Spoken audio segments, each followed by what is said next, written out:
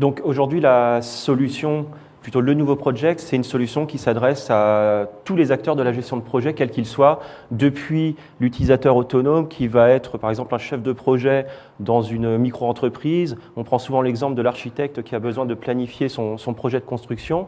Il va pouvoir utiliser l'outil simplement en installant Microsoft Project sur son poste de travail.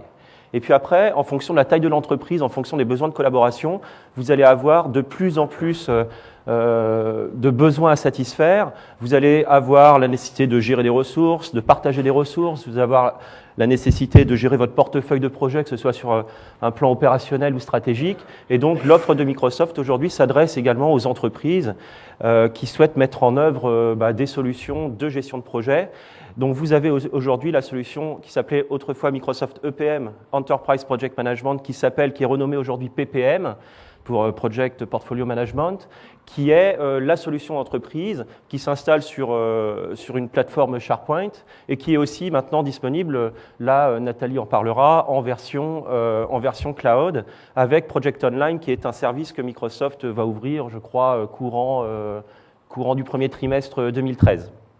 Et puis, au niveau intermédiaire, on a aussi la possibilité d'utiliser Microsoft Project en version professional, là, connecté, si on utilise des services comme SharePoint, connecté simplement à une liste SharePoint.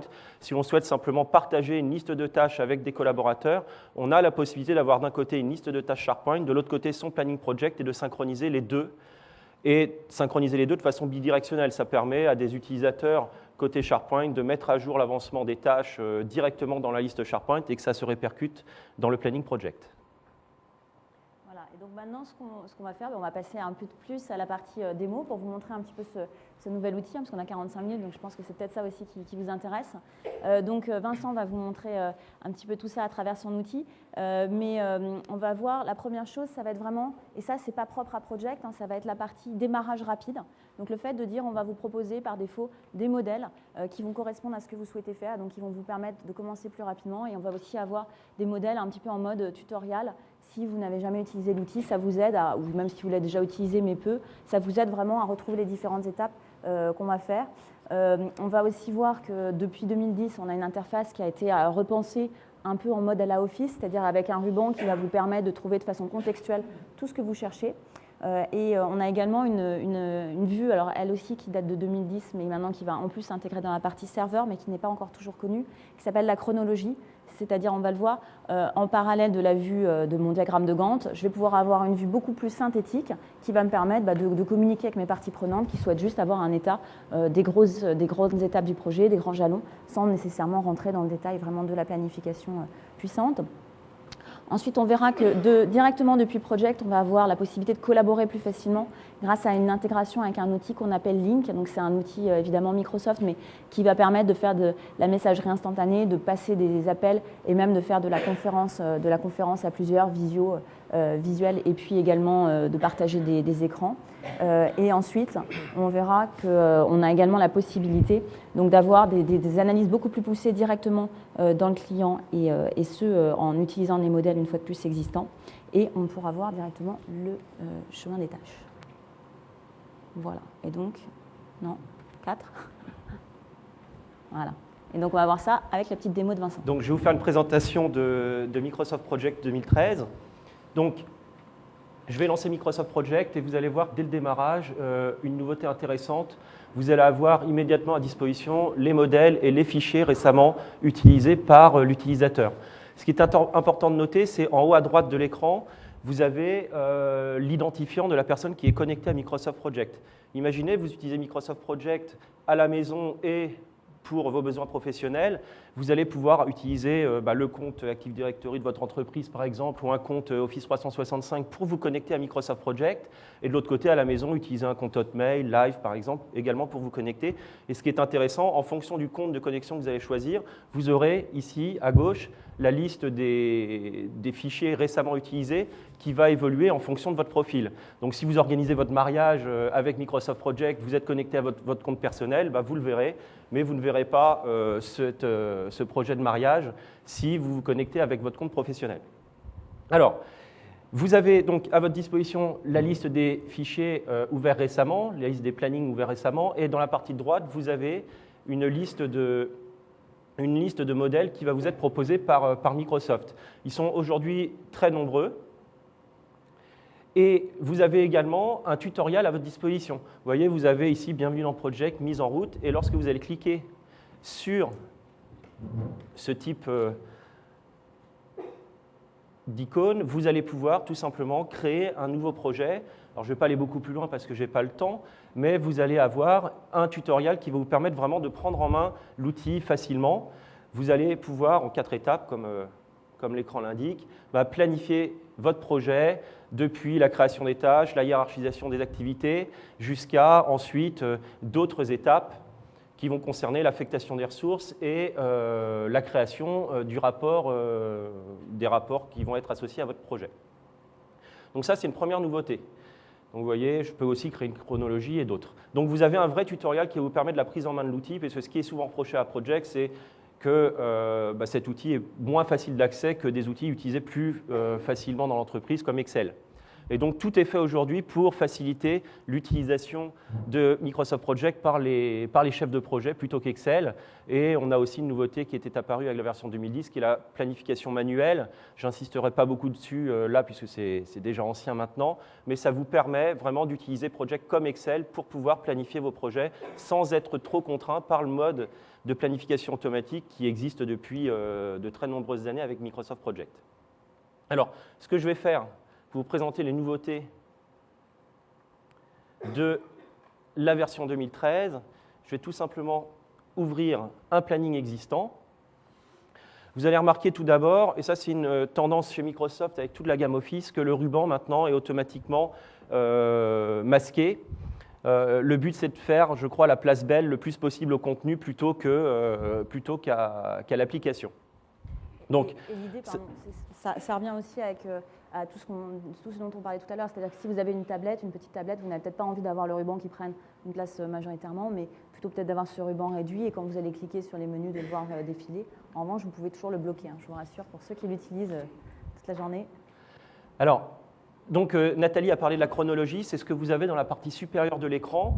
C'est tout simplement une frise chronologique que vous allez pouvoir utiliser. En entreprise, le plus souvent, lorsqu'on part en comité de pilotage, lorsque l'on voit son client, lorsque l'on voit son management, on évite d'emporter avec soi un diagramme de Gantt que ce management ou ce client ne va pas apprécier de visualiser. Donc, l'idée des chefs de projet, bien souvent, c'est d'aller dans PowerPoint et de recréer dans PowerPoint des flèches, une chronologie. Là, avec cette chronologie, vous allez pouvoir tout simplement transformer les tâches que vous le souhaitez au niveau de votre planning, que ce soit les tâches récapitulatives, les tâches élémentaires ou les jalons, vous allez pouvoir les transférer tout simplement sur la chronologie. Et ce qui est très intéressant, c'est que cette chronologie, elle est totalement dynamique, elle se met à jour automatiquement en fonction du contenu de votre planning.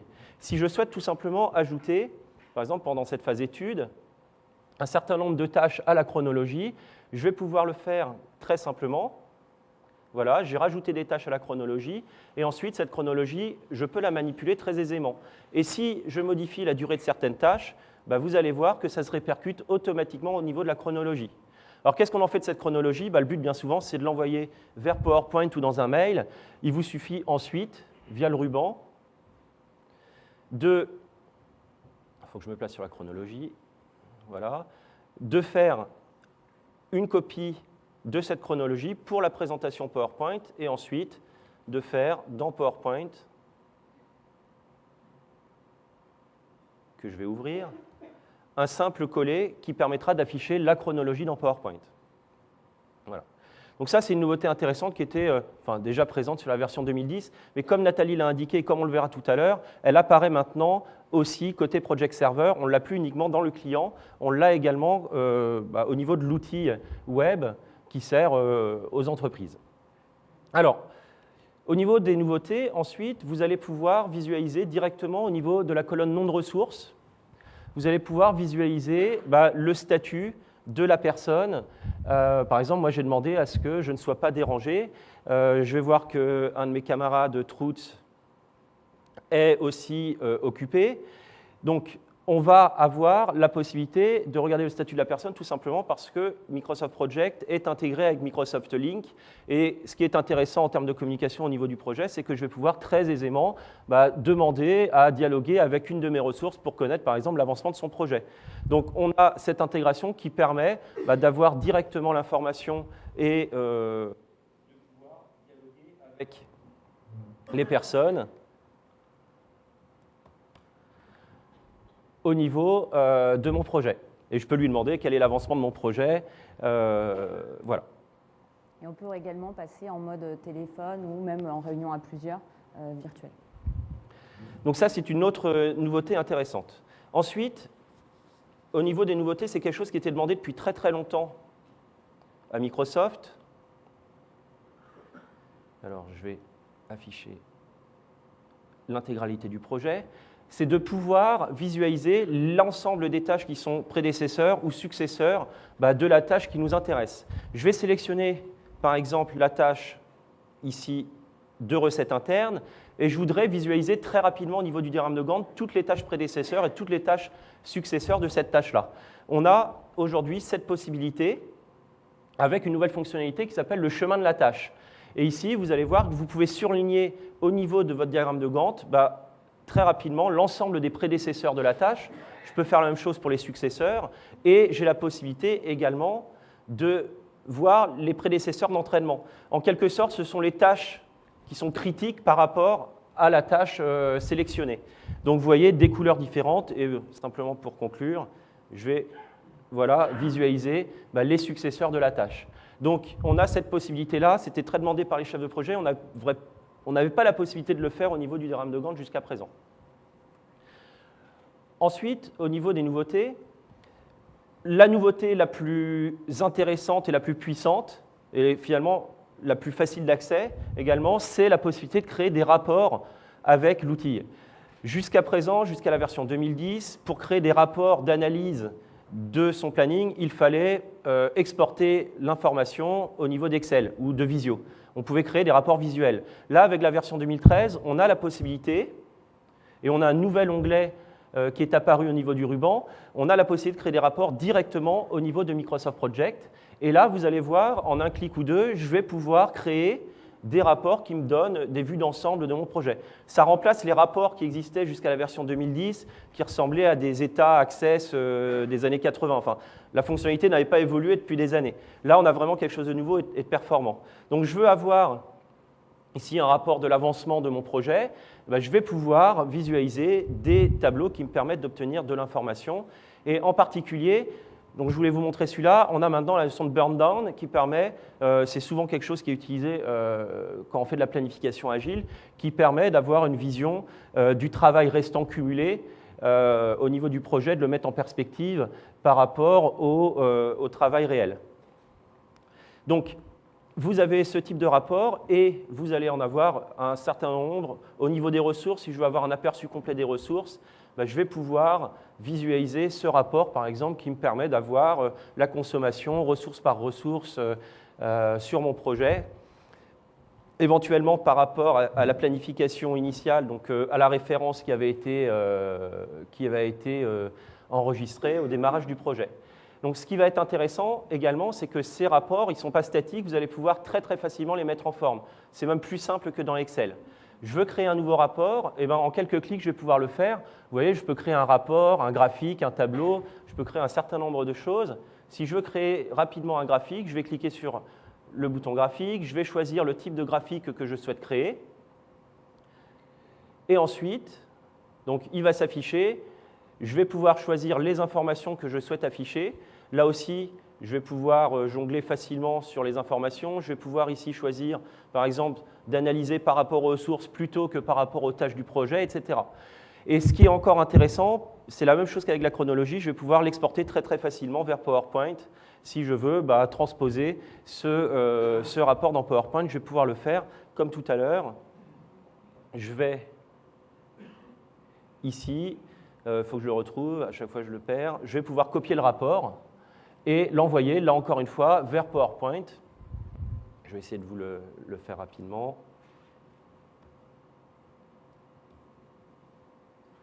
Alors bien sûr, ça nécessite d'être mis en forme et de préparer le rapport. Là, le seul problème, c'est que j'ai superposé 2 graphiques, mais vous avez donc finalement le tableau de bord et le reporting nécessaire pour votre projet directement à votre disposition.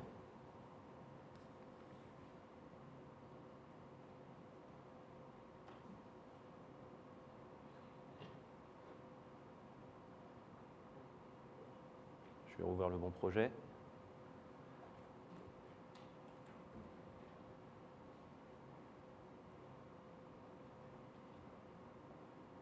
Voilà. Donc là, on a vu vraiment la partie client riche, donc ce que finalement on peut faire d'un point de vue individuel quand on planifie son projet.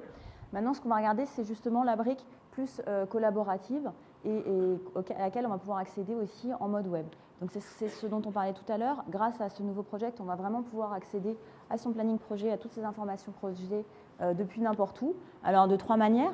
La première, ça va être via un browser web, alors Internet Explorer ou autre, Firefox par exemple, ou Safari, ça va fonctionner. On va pouvoir se connecter sur la plateforme et visualiser donc, le projet. On ne pourra pas en revanche installer le Client Riche Project en tant que tel. Ce qui veut dire aussi qu'on va pouvoir avoir la possibilité de le visualiser sur son mobile, puisqu'en fait, on va avoir une interface qui va vraiment s'adapter en fonction de la taille de votre écran pour que ce soit facilement lisible et éviter que, évidemment, l'équivalent d'un écran d'un PC se retrouve sur un smartphone, ce qui fait que vous ne pourrez rien voir. Donc, on va vraiment aussi travailler dans cette nouvelle version sur la possibilité de visualiser ça facilement. Et enfin, la dernière nouveauté, c'est ce qu'on appelle Project à la demande. Donc ça, il faut avoir en tête que ça va être également disponible sur Office. Alors, c'est quoi le scénario d'usage? Je pars en vacances, j'ai une grosse grève, je ne peux pas prendre l'avion. J'ai vraiment des réunions importantes et j'ai la possibilité de travailler finalement là où j'étais en vacances, mais je n'ai évidemment pas mon PC. Donc je vais pouvoir par exemple aller dans un café web ou à l'hôtel, utiliser un PC qui est sur Windows 7 ou Windows 8 et évidemment qui a une connexion Internet. Et je vais pouvoir, en me connectant à mon compte, vraiment streamer en quelques secondes la version riche Project Pro sur ce PC, accéder à toutes mes informations, travailler comme si j'étais sur mon ordinateur personnel et donc avoir vraiment une vue riche et une planification riche comme si j'étais sur mon poste de travail. Et au moment où je vais me déconnecter de ce PC, donc qui n'est pas le mien, automatiquement, finalement, ce Project Pro va repartir dans le cloud. Donc ça, c'est vraiment des fonctionnalités qui vont être rendues possibles grâce à Project dans le cloud. On reverra un petit peu plus tard, donc à partir du premier trimestre 2013. Donc ça veut dire, concrètement, on peut tout à fait, voilà, là on a 2 exemples. Volontairement, on n'a pas forcément pris des devices Microsoft, des appareils Microsoft, pour montrer que vraiment on a une façon de travailler qui va être beaucoup plus riche. Donc sur un smartphone ou sur une tablette, on voit bien que l'affichage n'est pas le même pour vraiment avoir quelque chose de visible d'un point de vue utilisateur. Donc maintenant, justement, on parlait de la partie collaborative, donc on va voir ça un petit peu avec Vincent pour voir tout ce qu'on peut faire au niveau de la gestion de portefeuille de projet. Et ensuite, on verra aussi au niveau de tout ce qui va être social, finalement ce qui va être nouveau dans SharePoint, puisque Project Server repose vraiment sur toute l'offre collaborative SharePoint de Microsoft. Donc ce que je vais vous montrer là, c'est Project Online, donc ce dont vient de parler Nathalie. Mais pour ceux qui connaissent Project Server, dans les versions antérieures, soit 2010, 2007 ou autres, vous allez retrouver finalement le même environnement. Il y a très peu de différence entre les deux outils. Donc ce que je vous montre là, c'est quelque chose qui s'applique aussi si vous installez Microsoft Project Server sur les serveurs de votre entreprise. Donc voilà à quoi ressemble la version serveur. Donc là, je suis sur un client web. Donc, quand on est en version serveur, on a Microsoft Project qui permet de planifier et de piloter les projets. Et ensuite, les projets, au lieu d'être enregistrés sous forme de fichiers, on les enregistre directement au niveau de base de données. Et là, au niveau de Project Online, on les enregistre directement sur l'instance Project Online que l'on va avoir créée. Donc, histoire de faire un tour d'horizon des fonctionnalités que vous allez pouvoir retrouver avec Project Online, je vais commencer par la partie gestion de portefeuille. Alors, on entend gestion de portefeuille de choses, la gestion de portefeuille opérationnelle qui permet de savoir où on en est des projets en cours de réalisation, et puis la partie gestion de portefeuille stratégique qui permet aux entreprises de sélectionner, d'identifier les projets qui leur apportent le plus de valeur parmi la masse des demandes de projets qui leur parviennent. Donc, si je commence par la gestion de portefeuille opérationnelle, vous avez ce qu'on appelle le centre de projet, qui va vous offrir une vision d'ensemble de l'ensemble des projets qui ont été enregistrés au niveau de Project Online. Voilà. Vous avez dans la partie inférieure le diagramme de Gantt, non pas d'un planning, mais le diagramme de Gantt de votre portefeuille, avec ici, non pas une liste de tâches, mais la liste des projets qui sont enregistrés au niveau de la version, au niveau de Project Online. Vous remarquerez immédiatement la possibilité désormais d'afficher et de visualiser une chronologie au niveau de ce centre de projet. Donc ça permet d'avoir une vision plus agréable et finalement dans le temps, une autre représentation que le diagramme de Gantt classique. Et vous pouvez rajouter au niveau de cette chronologie et des projets et des tâches de ces projets-là, y compris des jalons. Donc, si je le souhaite au niveau de la chronologie, je vais pouvoir sélectionner un projet, par exemple, et je vais pouvoir rajouter le projet, à condition que ce ne soit pas un qui soit déjà présent, non, je vais pouvoir rajouter ce projet à ma chronologie. Et je peux aussi rajouter des tâches, si je le souhaite, et choisir au niveau de mon projet sélectionné l'ensemble des tâches qui m'intéressent. Je vais pouvoir en sélectionner quelques-unes, y compris un jalon, appuyer sur OK, et donc afficher l'ensemble de ces tâches. Donc vous voyez, le jalon apparaît en bas, au niveau de la chronologie, c'est la même chose que dans Microsoft Project, et vous avez ici une vision des tâches et des projets au niveau de votre portefeuille. Ce qui est intéressant pour l'ensemble des acteurs de la gestion de projet qui gravitent autour du chef de projet, bien souvent, quand on n'utilise pas ce type de solution, le chef de projet, ce qu'il a, c'est Project sur son poste de travail. Éventuellement, il imprime son planning project et il le met derrière lui sur son bureau, donc personne n'a accès à l'information. Là, vous allez avoir à disposition le planning. À partir du moment où vous allez être identifié au niveau de Project Online, vous allez avoir accès à l'ensemble des informations qui caractérisent le projet. Donc, c'est des métadonnées qui permettent d'identifier et de caractériser le projet. Ça peut être aussi le positionnement du projet sur les axes stratégiques qui ont été identifiés au niveau de l'entreprise et qui vont permettre ensuite la gestion stratégique de portefeuille. Donc là, par exemple, on a identifié différents critères, différents axes stratégiques qui permettent l'évaluation du projet. Et donc, on a une échelle de notation du projet sur ces différents axes. Est-ce qu'il participe peu ou beaucoup à l'augmentation du chiffre d'affaires, l'augmentation de la qualité des produits et autres. Tous ces axes stratégiques peuvent être évidemment personnalisés en fonction de l'entreprise. Et ça prend très peu de temps. J'ai la possibilité d'afficher des détails sur le projet. Donc en gros, la fiche d'identité du projet avec la description du projet, des informations de date de début, date de fin, des informations sur les coûts du projet, à quel programme est rattaché le projet, quelle est la priorité du projet, etc. Donc tout ça sont des informations, là aussi, qui sont personnalisables en fonction de l'entreprise et en fonction de l'instance Project Online que vous allez créer.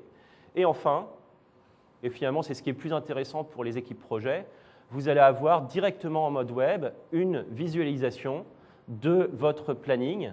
Et ce qui est intéressant, c'est que vous allez retrouver finalement énormément d'affichage. Toute l'information que vous avez au niveau de Microsoft Project, vous la retrouvez ici directement en mode web. Et depuis la version 2010, vous avez la possibilité d'éditer également les plannings en mode web. On connaît des scénarios où des entreprises, pour des chefs de projet qui utilisent de façon très épisodique et de façon très light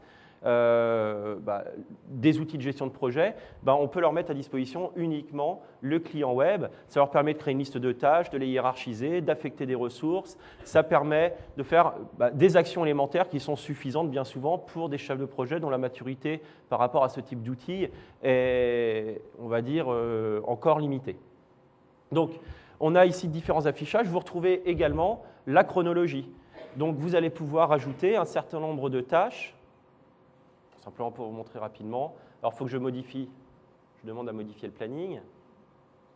Ça peut prendre un petit peu de temps.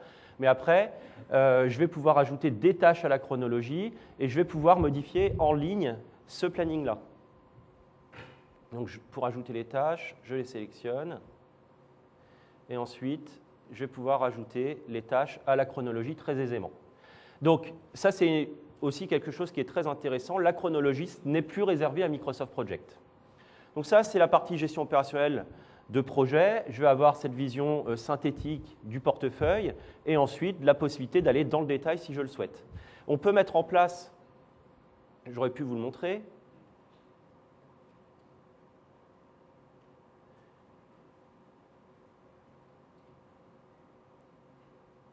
alors je vais changer d'affichage.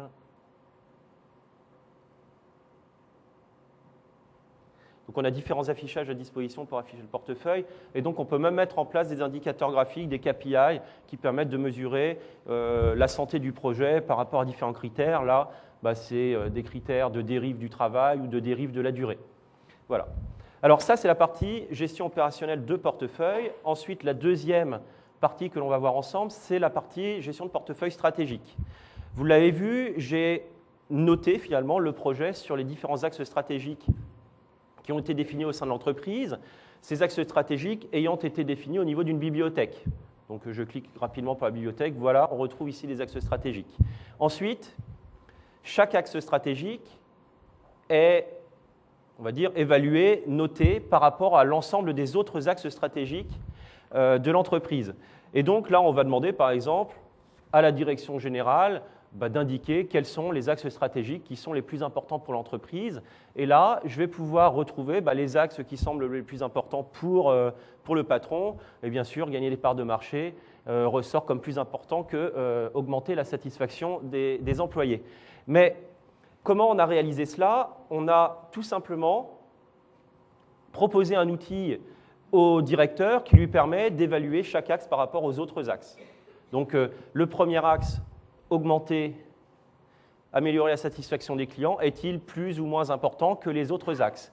Et une fois qu'on a évalué chaque axe par rapport à l'ensemble des autres axes, on obtient l'échelle d'évaluation que je vous ai présentée précédemment. Et ce qui est intéressant, c'est qu'on nous offre aussi un taux de cohérence qui permet de mesurer la pertinence de cette notation. Si j'avais dit que l'axe A est plus important que le B est plus important que le C, mais que le C est plus important que le A, là, j'aurais baissé considérablement ce taux de cohérence. Donc voilà, j'ai chaque projet qui est évalué sur les axes stratégiques. J'ai ensuite ces axes stratégiques qui sont évalués les uns par rapport aux autres par les personnes qui, en général, sont les décisionnaires dans l'entreprise. Et enfin, je vais pouvoir lancer l'outil d'analyse de portefeuille. Donc j'en ai un qui est existant pour gagner du temps. Et vous allez pouvoir visualiser ici l'état initial de l'analyse. Alors, on va retrouver des graphiques à bulles, on va retrouver un certain nombre d'affichages qui sont assez classiques lorsqu'on fait ce genre d'analyse. Je vais revenir sur une grille plus traditionnelle. Là, je vais avoir l'ensemble des projets qui sont finalement priorisés les uns par rapport aux autres en fonction des informations que j'ai rentrées en amont. Et j'ai aussi rentré à un moment donné le coût du projet. Alors ça peut être ici le coût budgétaire, mais pour certaines entreprises ont utilisé d'autres axes de type coût pour pouvoir faire ce type d'analyse, un ROI ou autre. Mais l'important ici, c'est de voir que les projets sont ici classés dans un certain ordre, que si je devais réaliser l'ensemble de mes projets, ça me coûterait 8 millions d'euros à peu près, mais malheureusement, dans l'entreprise, on n'a pas ces 8 millions d'euros. Donc c'est là où on va rentrer dans les simulations que nous propose l'outil. Je vais pouvoir tout simplement ici modifier le coût qui m'est offert entre guillemets pour réaliser les projets. Et on va voir forcément, parce que certains projets, parce qu'avec 5 millions, je ne peux pas tout réaliser, que des projets sont sortis de la liste. Et ici, je vois que certains projets ont été déplacés en dehors. Alors tout à l'heure, j'étais à 100% de la valeur parce que je pouvais réaliser l'ensemble des projets. Là, en ayant 5 millions d'euros, je peux au maximum obtenir 78% de la valeur. Il va me sélectionner, il va me conserver les projets qui lui apportent le plus de valeur. Et on a ensuite la possibilité de forcer. Alors c'est une version preview qu'on vous montre, il y a encore quelques petits bugs graphiques ici et là, mais on va pouvoir éventuellement inclure de force certains projets dans l'analyse. Alors bien sûr, ça va avoir un impact puisque je vais forcer certains projets qui n'étaient pas sélectionnés. Et ça peut être fait dans différents cas, par exemple quand un projet est réglementaire, quand un projet, c'est un projet d'obsolescence par exemple dans le domaine de l'informatique, mais ça peut être aussi ce qu'on appelle souvent la danseuse du patron. Il va falloir réaliser ce projet-là parce que le patron le veut, malgré le fait que l'outil nous indique que ce projet n'apporte pas beaucoup de valeur à l'entreprise. Donc, je vais pouvoir forcer certains projets et en exclure d'autres de force, et je vais pouvoir relancer un calcul. Vous allez voir, j'étais à 78% de la valeur, et là, je vais baisser en termes de valeur, bon, pas énormément, mais je vais baisser en termes de valeur du fait de mes évolutions. Je vais pouvoir ensuite enregistrer les différents scénarios.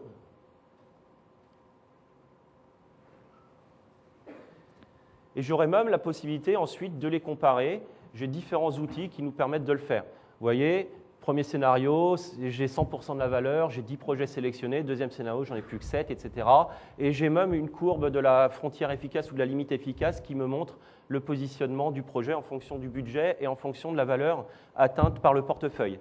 Donc voilà ce que l'on peut faire au niveau de la gestion de portefeuille. J'aurais pu aller plus loin parce qu'après la sélection par rapport à des contraintes budgétaires, on peut faire une sélection par rapport à des ressources, puisque pour chacun des projets, on peut identifier les ressources dont on va avoir besoin et l'outil nous permettrait ensuite de sélectionner les projets en fonction des ressources disponibles, en fonction de la bande passante. Et on aurait même la possibilité de dire, tiens, qu'est-ce qui se passe si j'embauche 5 ressources supplémentaires? Qu'est-ce qui se passe si je décale tel ou tel projet? Est-ce que le projet maintenant peut être réalisé parce que les ressources sont davantage disponibles ou parce que j'ai embauché? Donc ça, c'est la gestion de portefeuille. Ça, c'est quelque chose qu'on avait avec Project Server 2010, mais maintenant qui est intégré à la version online. Si je continue parmi les fonctionnalités qu'on retrouve très souvent, donc on a vu qu'on avait de la gestion de portefeuille, on a aussi la gestion de ressources avec un pool de ressources d'entreprise. Quand on utilise Microsoft Project en entreprise, chacun dans notre coin, moi j'utilise Nathalie sur un de mes projets, je sais pas, quelqu'un dans la salle utilise aussi Nathalie sur un de ses projets, j'ai l'impression que Nathalie est totalement disponible pour moi. Et l'autre chef de projet a l'impression lui aussi que Nathalie est également 100% disponible pour son projet. Alors que ce n'est pas vrai. Là, on va utiliser des ressources d'entreprise. Ça veut dire que les chefs de projet vont aller chercher dans le pool ressources d'entreprise les ressources qui l'intéressent. Et ce qui est intéressant, ensuite, on peut aussi faire de la gestion de compétences. Vous le voyez ici. Je vais sélectionner, j'ai besoin de quelqu'un qui a une compétence fonctionnelle sur les outils de PPM. Donc je vais sélectionner l'ensemble de ces personnes pour voir la bande passante par rapport à ce profil-là. Et je peux même avoir des ressources génériques que je vais utiliser à moyen long terme pour identifier des besoins en compétences de PPM fonctionnelles. Et je vais avoir deux solutions qui vont s'offrir à moi. La première, c'est d'avoir tout simplement une visibilité sur le plan de charge des ressources sélectionnées. Alors là, je le vois par rapport à l'ensemble des ressources sélectionnées, mais je pourrais sélectionner qu'une ressource pour voir quel est son plan de charge. J'ai aussi la possibilité de voir par rapport à l'ensemble de ces ressources sur quel projet les occupe. Je vois des périodes de surutilisation, des périodes de sous-utilisation, puisque j'ai la barre noire, ou plutôt la ligne noire, qui m'indique la capacité maximale de cette équipe, qui tient compte du calendrier de la ressource, de ses indisponibilités prévisionnelles qu'elle va pouvoir saisir via des feuilles de temps, puisque l'outil offre aussi des possibilités en termes de saisie des temps. Donc on a cette possibilité-là, et on a aussi la possibilité de visualiser non plus le diagramme de Gantt d'un projet, non plus le diagramme de Gantt du portefeuille, mais d'avoir finalement le diagramme de Gantt de la ressource à disposition. Et je vais pouvoir visualiser très simplement, par exemple pour une ressource qui s'appelle Anthony, l'ensemble des tâches sur lesquelles il est affecté, et ça me permet d'avoir une vision de son activité dans le temps. Donc, on a vu la gestion de projet, la gestion de portefeuille, on a vu la gestion de ressources, on a d'autres fonctionnalités à notre disposition. Alors, je ne vais pas insister beaucoup dessus, mais on a la partie feuille de temps. Donc, je vous disais qu'on a un outil qui permet de saisir son activité. Donc, c'est l'équivalent d'une feuille Excel dans laquelle on saisirait au jour le jour ce que l'on a réalisé sur les tâches. Sauf que la grosse différence, c'est que cette saisie des temps, et je peux aussi saisir le travail restant, va impacter automatiquement l'avancement des tâches des plannings, puisqu'on a une intégration entre cette saisie des temps et le planning project. Enfin, et après Nathalie, tu me diras si j'ai oublié quelque chose, on a une partie reporting qui est aussi intéressante. On va utiliser les capacités de BI, de SharePoint pour pouvoir réaliser des rapports. Et là, je vais vous donner quelques exemples de rapports que j'ai pu réaliser ou qui sont parfois même proposés par défaut. Je vais choisir des rapports en français. Et là, je vais avoir un certain nombre de rapports à ma disposition. C'est des rapports Excel bien souvent. On va beaucoup utiliser Excel et Excel Services pour afficher ces rapports. Excel Services, c'est ce qui vous permet d'afficher directement en mode web le contenu d'un classeur Excel. Et là, en fonction du rapport que je souhaite afficher, tiens, petite nouveauté en passant, j'ai la possibilité de voir l'aperçu de mon rapport directement en mode web sans avoir forcément à l'ouvrir. Donc ça va s'afficher dans quelques instants.